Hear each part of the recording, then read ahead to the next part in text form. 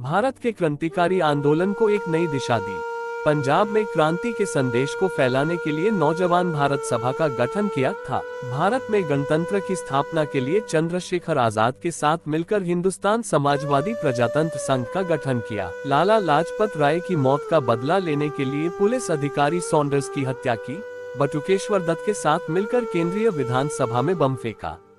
शहीद भगत सिंह भारतीय स्वतंत्रता संग्राम के प्रमुख क्रांतिकारियों में से एक थे। मात्र 24 साल की उम्र में देश के लिए सर्वोच्च बलिदान देने वाला यह वीर सदा के लिए अमर हो गया।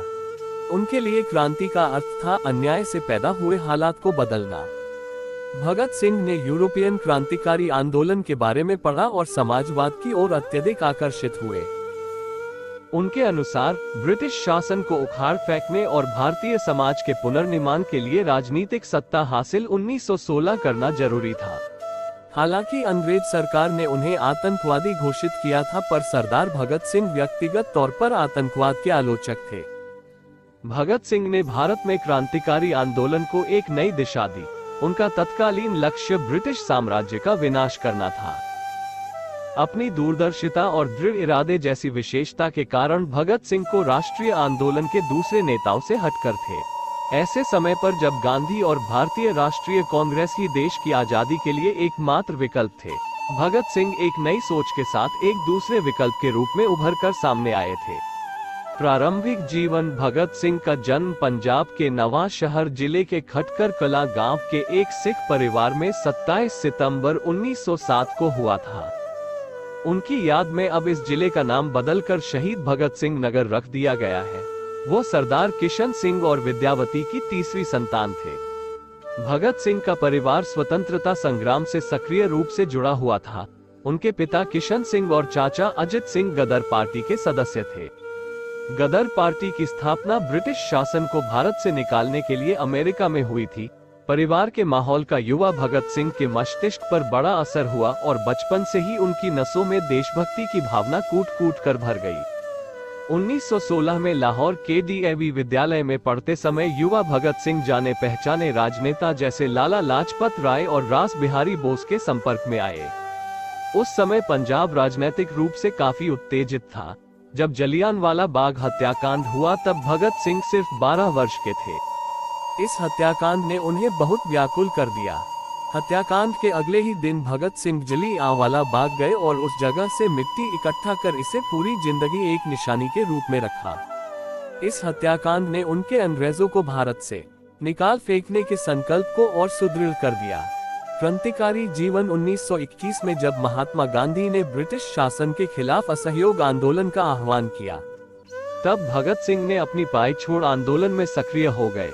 वर्ष 1922 में जब महात्मा गांधी ने गोरखपुर के चौरी चौरा में हुई हिंसा के बाद असहयोग आंदोलन बंद कर दिया, तब भगत सिंह बहुत निराश हुए। अहिंसा में उनका विश्वास कमजोर हो गया और वह इस निष्कर्ष पर पहुंचे कि सशस्त्र क्रांति ही स्वतंत्रता दिलाने का एकमात्र उपयोगी रास्ता है। अपनी पाई जारी रखने के लिए भगत सिंह ने लाहौर में लाला लाजपत राय द्वारा स्थापित राष्ट्रीय विद्यालय में प्रवेश लिया। यह विद्यालय क्रांतिकारी गतिविधियों का केंद्र था और यहाँ पर वह भगवती चरण वर्मा, सुखदेव और दूसरे क्रांतिकारियों के संपर्क में आए। विवाह से बचने के लिए भगत सिंह घर से भागकर कानपुर चले गए। यहाँ वह गणेश शंकर विद्यार्थी नामक क्रांतिकारी के संपर्क में आए और क्रांति का प्रथम पाठ सीखा। जब उन्हें अपनी दादी माँ की बीमारी की खबर मिली तो भगत सिंह घर लौट आए। उन्होंने अपने गांव से ही अपनी क्रांतिकारी गतिविधियों को जारी रखा। वह लाहौर गए और नौजवान भारत सभा नाम से एक क्रांतिकारी संगठन बनाया। उन्होंने पंजाब में क्रांति का संदेश फैलाना शुरू किया।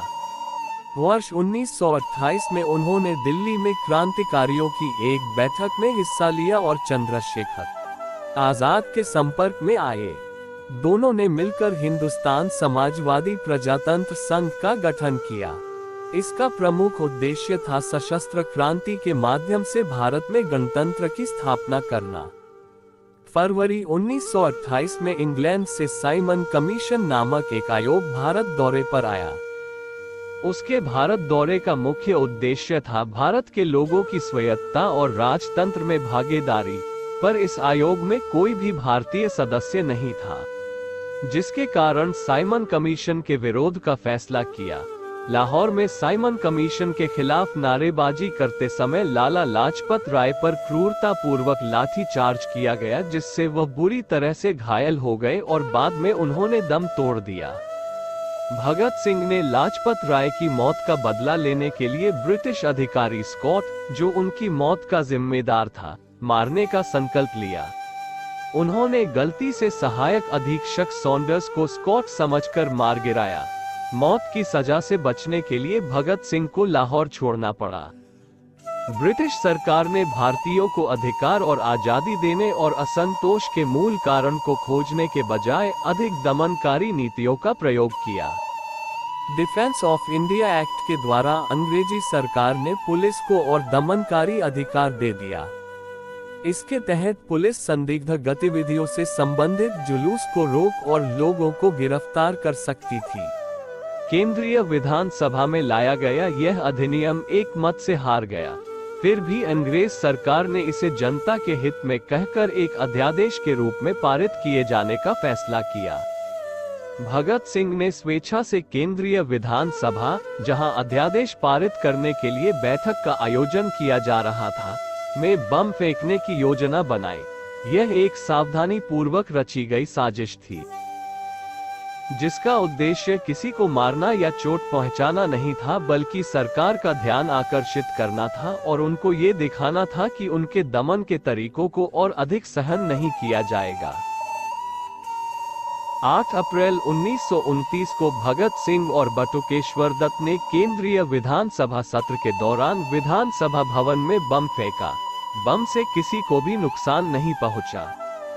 उन्होंने घटनास्थल से भागने के बजाय जानबूझकर गिरफ्तारी दे दी। अपनी सुनवाई के दौरान भगत सिंह ने किसी भी बचाव पक्ष के वकील को नियुक्त करने से मना कर दिया। जेल में उन्होंने जेल अधिकारियों द्वारा साथी राजनीतिक कैदियों पर हो रहे अमानवीय व्यवहार के विरोध में भूख हड़ताल की। 7 अक्टूबर 1930 को भगत सिंह, सुखदेव और राजगुरु को विशेष न्यायालय द्वारा मौत की सजा सुनाई गई। भारत के तमाम राजनीतिक नेताओं द्वारा अत्यधिक दबाव और कई अपीलों के बावजूद भगत सिंह और उनके साथियों को 23 मार्च 19